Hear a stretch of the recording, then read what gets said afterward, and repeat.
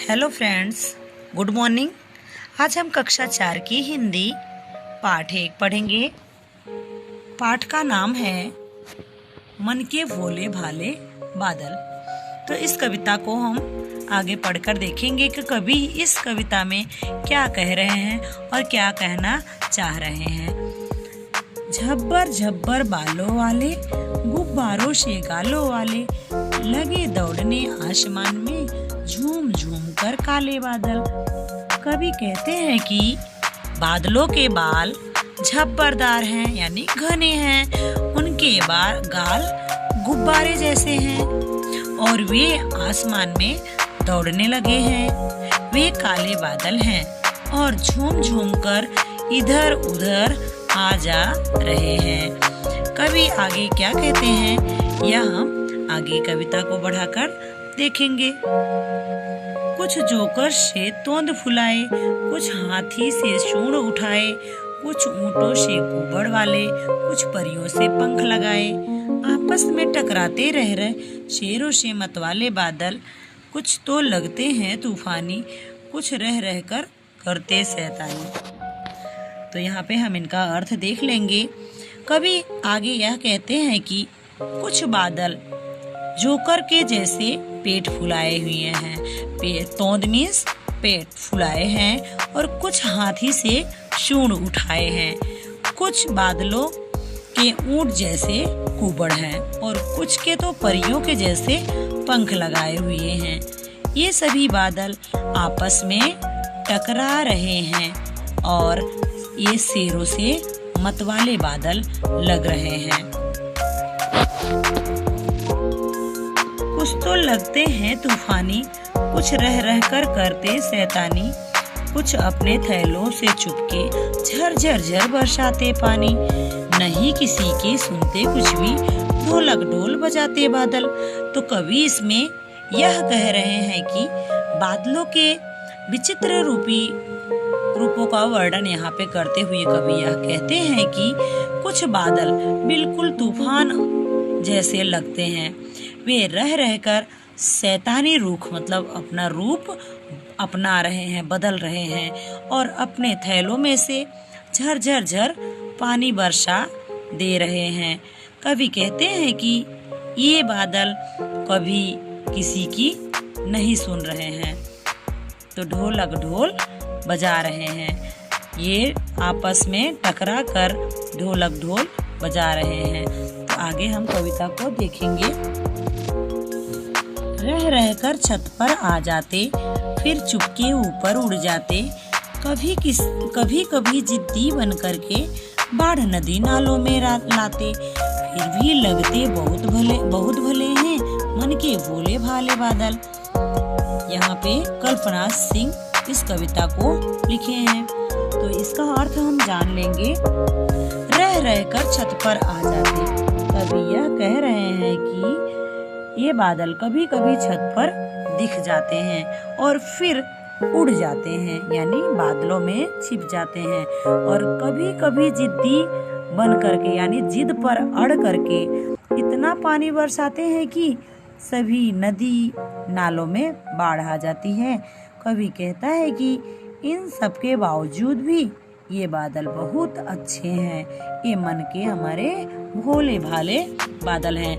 कवि ने इसमें बहुत ही सुंदर वर्णन कल्पना सिंह ने किया है। अभी हम प्रश्नों के उत्तर यहाँ पे देख लेंगे। कभी कभी जिद्दी बन करके बाढ़ नदी नालों में लाते। तो इसका पहला का प्रश्न है, बादल नदी नालों में बाढ़ कैसे लाते हैं, यह हम देखेंगे। पहला प्रश्न यहाँ पे हम देखेंगे, बादल नदी नालों में बाढ़ कैसे लाते हैं। उत्तर इसका है, बादल अत्यधिक वर्षा करके नदी नालों में बाढ़ लाते हैं।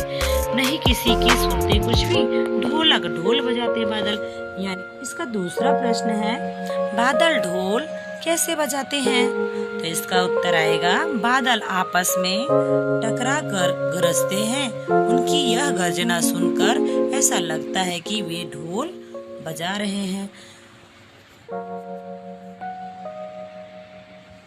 बादल कैसी शैतानियां करते हैं। बादल कैसी शैतानियाँ करते हैं यह हम देखेंगे कि कैसी शैतानियाँ करते हैं। कभी कभी तेज हवा के साथ पानी बरसा कर, कभी दिन रात मूसलाधार पानी बरसा कर बादल शैतानियाँ करते होंगे। कैसा, कौन? तो यहाँ पे देखेंगे जैसे कि सूरज और चमकीली, जैसे कि सूरज कैसा है, चमकीली और थाली जैसी। चंदा कैसा है, गोरा और चेहरा जैसा। कौन किसके जैसा है वह हमें यहाँ पे देखना है। हाथी सा भारी भरकम व्यक्ति। हाथी सा भारी भरकम कौन हो सकता है? व्यक्ति यानी आदमी। जोकर सा मजेदार कौन हो सकता है? आदमी। यहाँ पे है परियों सा प्यारा पंख और गुब्बारे सा फूला मुंह और ढोलक सा मोटा पेट। यहाँ पे हम इसको आगे देखेंगे। कविता के आगे, कविता से आगे। तूफान क्या होता है? बादलों को तूफानी क्यों कहा गया है? उत्तर, तूफान तेज हवा होती है। बादलों को तूफानी इसलिए कहा गया है क्योंकि कभी कभी वे तेज हवा के साथ मूसलाधार वर्षा बरसाते हैं। साल के किन किन महीनों में ज्यादा बादल छाते हैं? तो इसका आंसर हम देख लेंगे। जुलाई और अगस्त के महीने में बादल छाते हैं। और ग है, कविता में काले बादलों की बात की गई है। क्या बादल सचमुच काले होते हैं? बादल काले नहीं होते हैं। सभी बादल एक जैसे नहीं होते। कुछ सफेद भी होते हैं और कुछ काले भी होते हैं। कक्षा में बातचीत करो और बताओ कि बादल किन किन रंगों के होते हैं। तो बच्चों, आप बादल को देखो और खुद कर सकते हो। इसको स्वयं आपको करना है कि कौन कौन से रंग के बादल होते हैं। कैसे कैसे बादल, तरह तरह के बादलों का चित्र आपको बनाना है और देखना है कि कैसे कैसे बादल हैं। जैसे कुछ तोंद वाले होते हैं, कुछ सुहानी बादल होते हैं और कुछ शैतानी बादल होते हैं। तो उनके चित्र आपको अपनी कॉपी में बनाना है। कविता में बादल को भोला कहा गया है। इसके अलावा बादलों के लिए और कौन कौन सी शब्दों का इस्तेमाल किया गया? नीचे लिखिए अधूरे शब्दों को पूरा कीजिए। यहाँ पर है मतवाले, जैसे बादलों को मतवाले कहा गया है। शैतान और तूफानी बादल कहा गया है। इन सभी नामों से बादलों को बताया गया है। आगे है बारिश की आवाजें।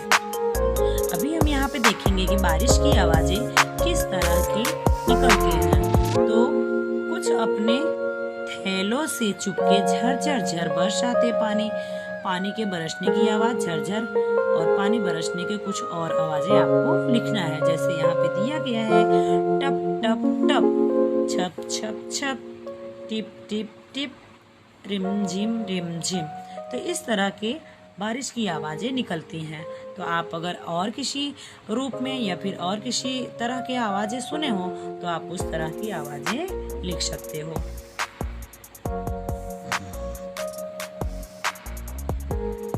कैसे कैसे पेड़। बादलों की तरह पेड़ भी अलग अलग प्रकार के आकार के होते हैं। कोई बरगद सा फैला हुआ और कोई नारियल के पेड़ जैसा ऊंचा और सीधा। अपने आसपास अलग अलग तरह के पेड़ देखो, तुम्हें उनमें कौन कौन से आकार दिखाई देते हैं? सब मिलकर पेड़ों पर एक कविता। बच्चों, आपको खुद यह कविता तैयार करनी है।